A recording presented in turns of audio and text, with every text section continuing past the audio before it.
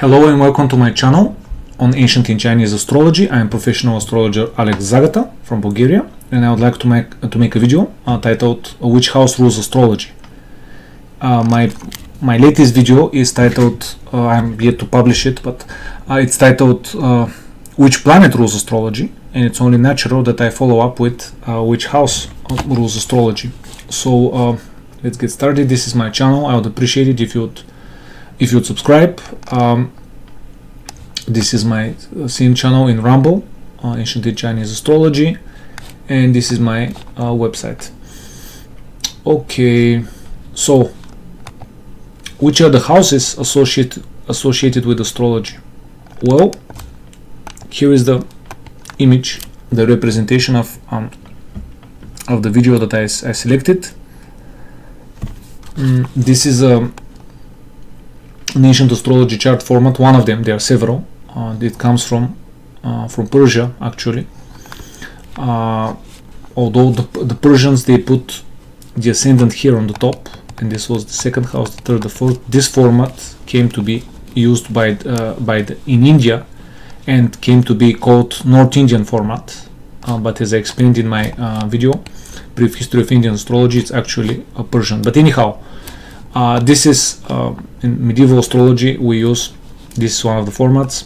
This is the ascendant, the first house. This is the second house, as you see, the third, the fourth, the fifth, the sixth, etc. And the houses associated with astrology, first of all, are the ninth house. In fact, if I had to answer with one sentence which house rules astrology, the answer is the ninth house. However, it also depends. I will explain. This is why I'm making this video. The third house is also associated with astrology, and the eighth house, but from different schools, much later on. Now,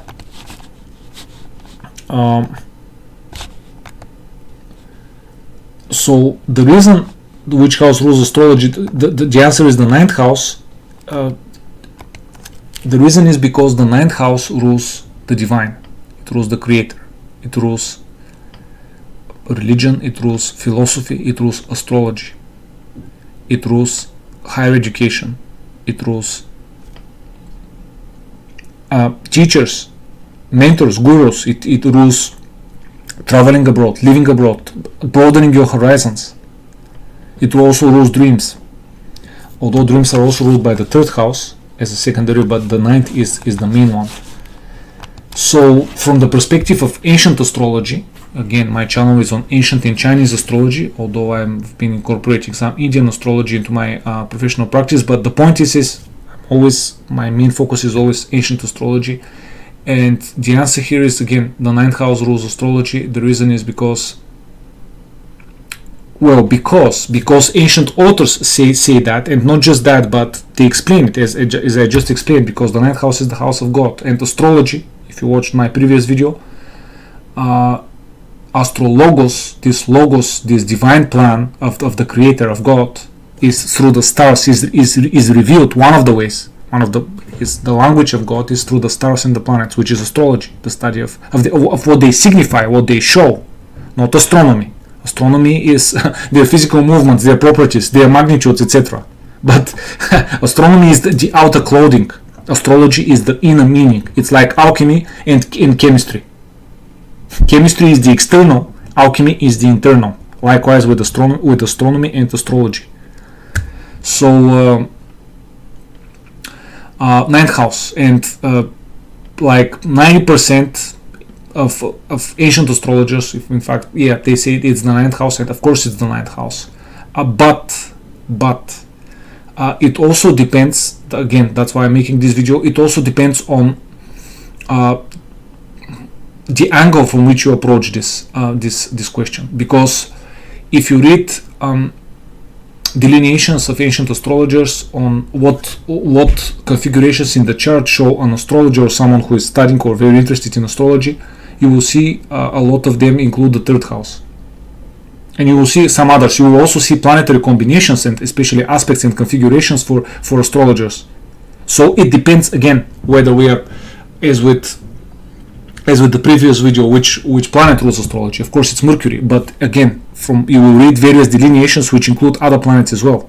But again, it depends on which angle you look it from. So third house, why third house? Well, first of all, to get back to the ninth house, in ancient astrology we have a very important principle called the planetary choice. It is a principle whereby each of the 7 planets, there are no Uranus, Pluto, Neptune, Chiron, and other insignificant stuff, objects, etc., bodies. Each of the 7 planets rejoices by being in a given house, and again, by house I mean whole sign house. If the ascendant is Cancer, the whole 30 degrees is Cancer. The whole 30 degrees of Leo is the second house. The whole 30 degrees of Virgo is the third house, etc. This is the original system which is used to this day by ancient astrologers, and also in India and also in China. So the point is that the sun shows God. No, the sun is the supreme planet because the sun is the ruler. It's the emperor. The sun is in the middle. The sun is the 4th planet among 7. So the sun has 3 planets preceding, 3 planets following. Everyone wants to be around the ruler, around the emperor. Yes, the moon can also be the empress, of course. But if you had to choose one ruler, of course it's the sun. And I don't think I should explain. I mean the astronomical facts, etc. How big the sun is and how everything comes from the sun. You know, compared in our solar system, the sun is the star. The sun is God. So the god is the 9th house. However, the goddess is the 3rd house. So the sun likes being in the 9th sign, in the 9th whole sign. This is why we say the sun rejoices in the 9th house. And the moon loves to be in the 3rd whole sign, which is why the 9th house is also called the sign of God explicitly by ancient astrologers, Hellenistic astrologers, and the 3rd house is called the house of the goddess, the moon. So, dear listeners, the 3rd house rules. So the 9th house, we said, is God. It's religion or philosophical movements, etc. But those that are in power, like the sun is. But the 3rd house are those that are not in power.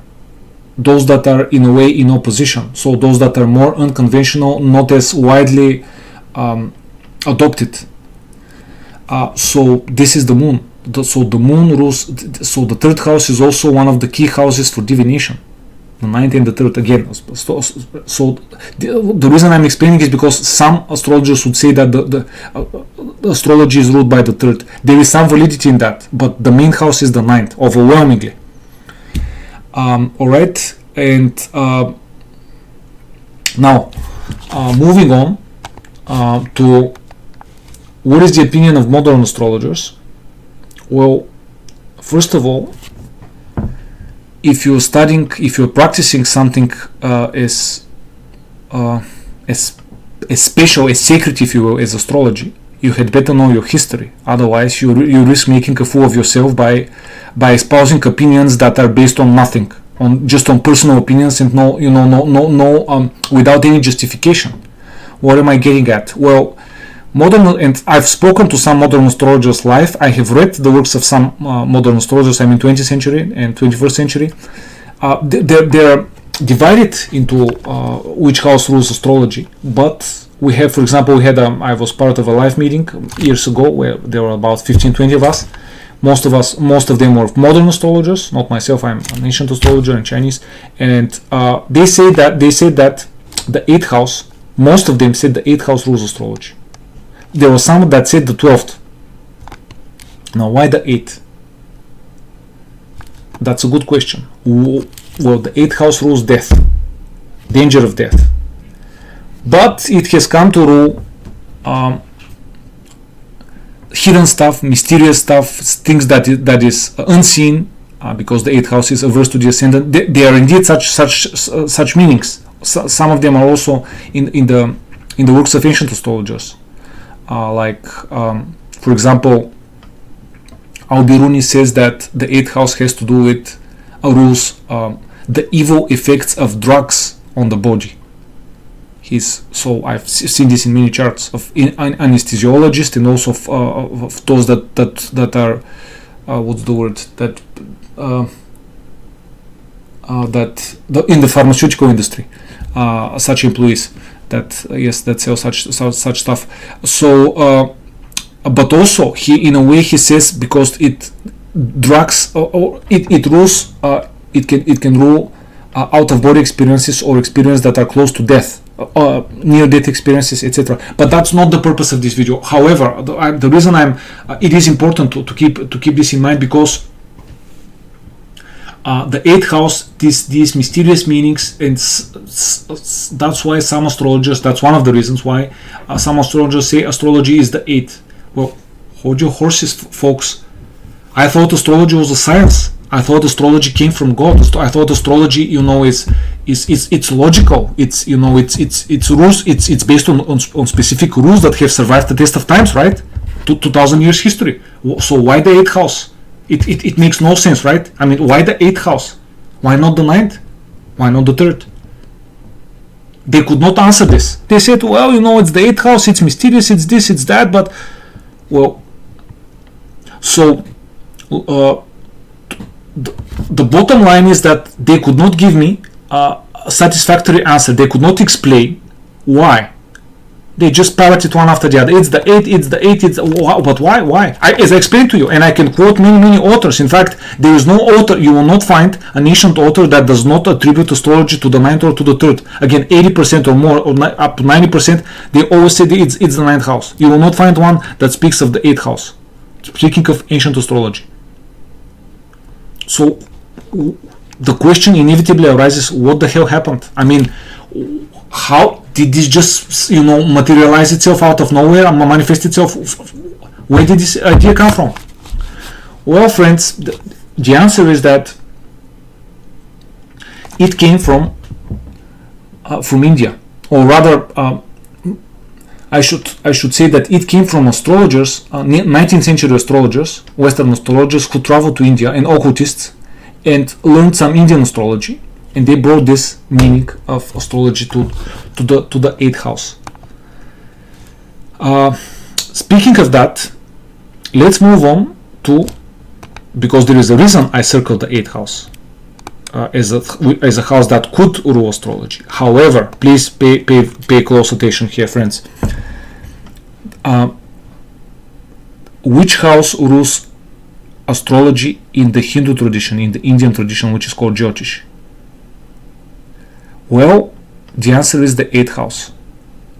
And believe me, I was very surprised at that. I've been studying Indian astrology closely studying it. I mean, I've been practicing it for a lot of years, but really like studying it with the teacher, etc., and using it, etc., with a much higher level for 3 years now.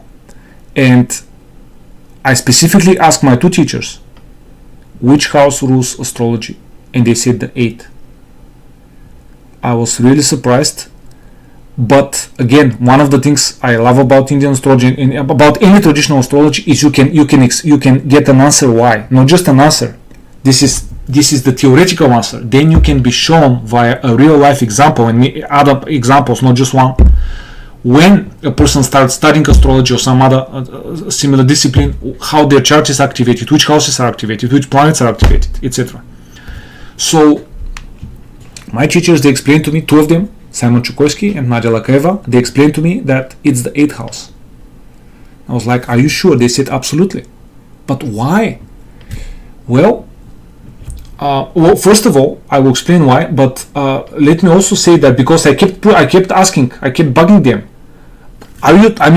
Because Indian astrology is also vast astrology. It's not just ancient astrology is vast. Indian astrology is also very big. It also has a long tradition of 2,000 years, and so there are different schools. So they asked me, well, they admitted, well, Alex, there are some schools in Indian astrology that teach that astrology is the 9th house. I said to myself, this is why, because they've been influenced by ancient astrology, or because the 9th house is the house of God and higher education, etc., and gurus, etc., teachers.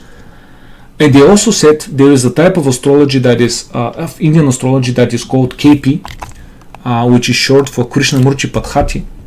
Krishnamurti himself, he was a professor, by the way. He lived in the 20th century, and he approached astrology as a science, like I do, as high knowledge and organized knowledge. This is what science means, and the original meaning. And he was very disappointed with traditional Indian astrology and also with Western astrology. So he came up with a system. I'm not gonna keep pursuing this train of thought, but the point is that Krishnamurti himself, he said that astrology is ruled by the ninth house. He was more influenced by, from this perspective, by these Western traditions, possibly, or because some of the Indian schools. I cannot say he's dead now. Anyhow, we can scrutinize his books, but KP astrology teaches astrology is ruled by the ninth house, not the eighth, even though it's Indian astrology. So you see, there are differences. Now, getting back to wide traditional classical Indian astrology is ruled by the eighth house, not the ninth house. Sorry. You should know something. I mean, I should explain this. Is that one of the reasons I was very impressed with Indian astrology, and it won me over, so to say, is its very detailed treatment on the topic of education. This is where Indian astrology is far superior than ancient astrology. It is what it is. I always admit it. It is what it is. In the name of knowledge, we should be objective. In this respect, Indian astrology is far superior. In other respects, ancient astrology is better. But again, that's why it's a matter of which one is best for what. As with martial arts, this is why mixed martial arts are so famous now, because you had better be versed in a variety of ways, because you don't know the opponent as with I mean, what I mean is, every horoscope is different. You have to if you are diligent, etc., and you want to serve your clients better, you have to be versed. You have to possess a lot of tools, so that these tools can better help the people you're consulting with and advising. So what I mean is that Indian astrology, there are several houses of education, and speaking of the topic, the eighth house rules oral traditions, which is astrology, Ayurveda, Tai Chi, Tantra, Yoga, etc. Shamanism, we can also say, although there are also schools for the 12th house for shamanism, but the point is oral tradition, sacred tradition, also ancient languages like Sanskrit, like Greek, like ancient Greek, or like ancient languages, or Latin, etc. So the eighth house is the one. It's not the ninth for this type of practices. It's the eighth.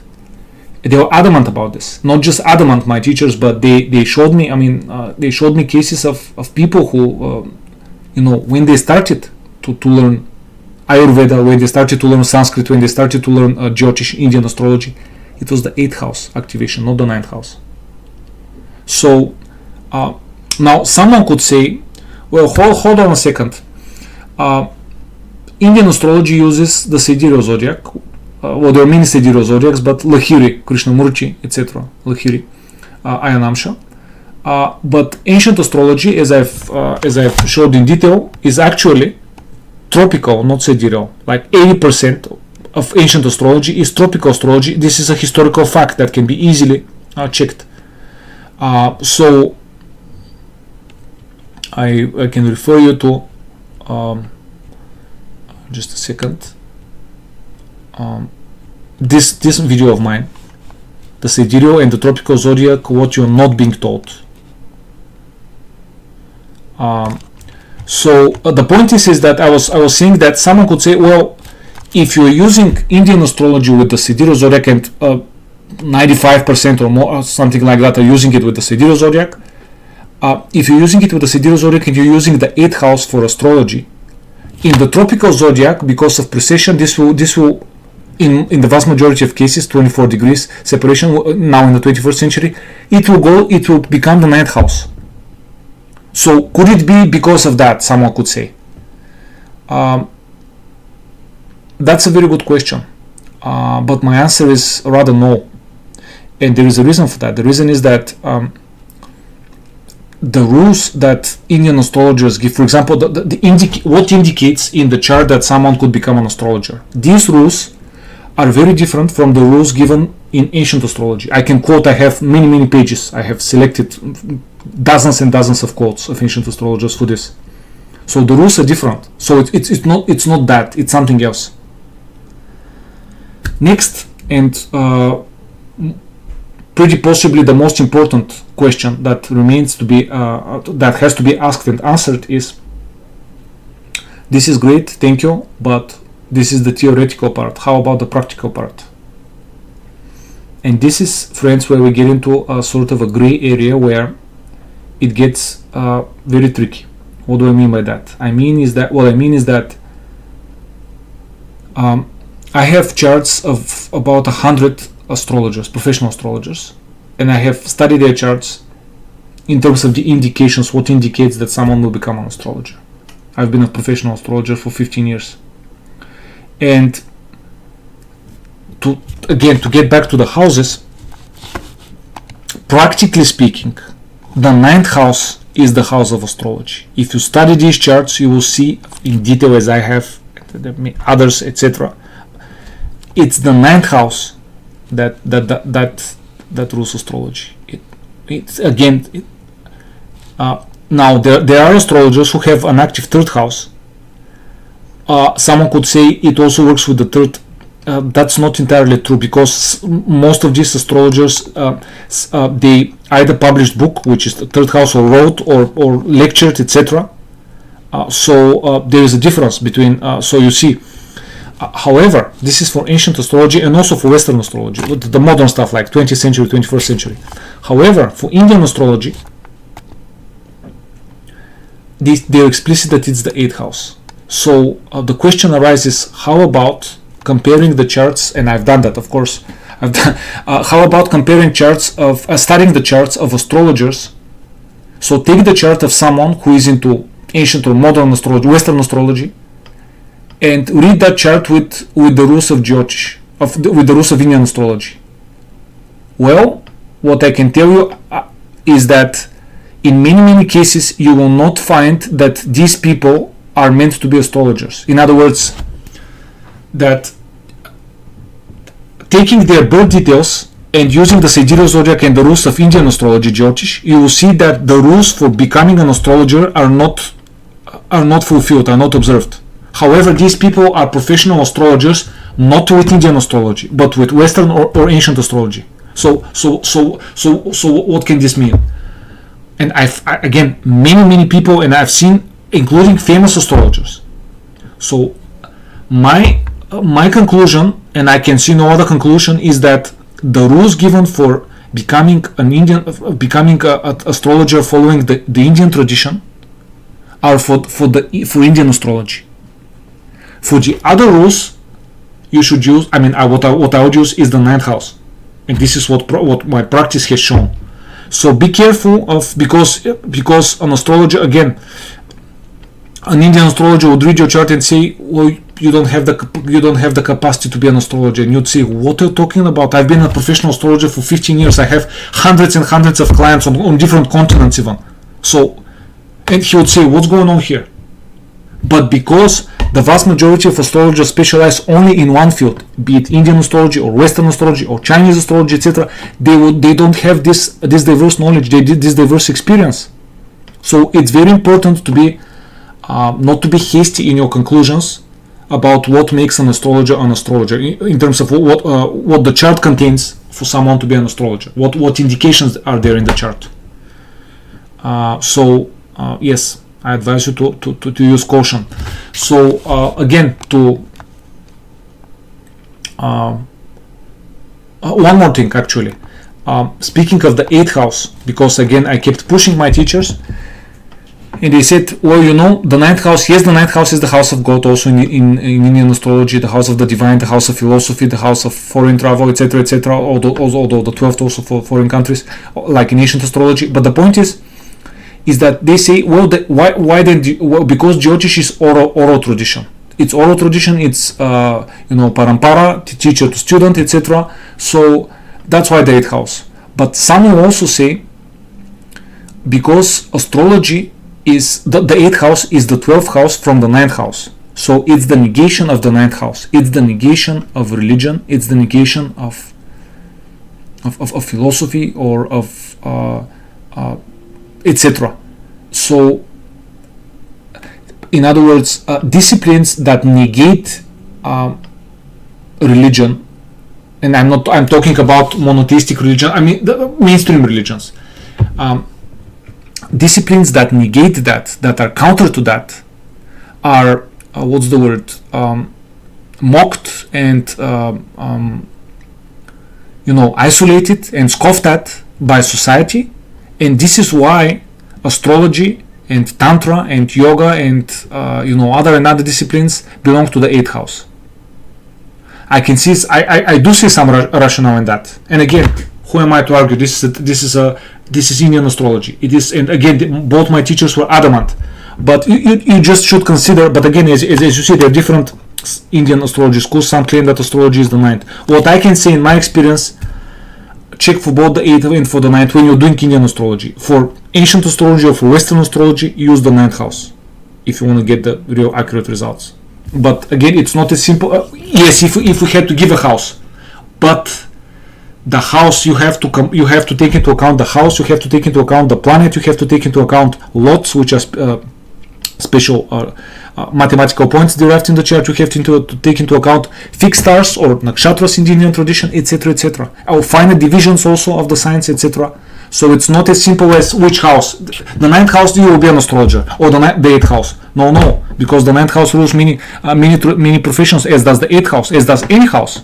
We have 12 houses to describe everything, and 7 planets, or if you use, with Rahu and Ketu, the north and the south node, it's 9 planets in the Indian tradition. We can describe everything. So as you see, there are other factors that come into whether one will become an astrologer. This could be a topic of another video of mine, but this is what I wanted to share with you. I hope it was instructional. If you have a comment or a question, go ahead, leave them below. I will reply at my earliest convenience. And again, if you're resonating with this, if you appreciate what I'm doing, subscribe. And it's best to not just subscribe, and also select that you'll be notified of whenever select all notifications, so that you'll be immediately notified when I make a new video. I would also appreciate it if you would support me here and subscribe, follow me here in Rumble as well. Thank you. I wish you all the best, and see you in my next video. Bye bye.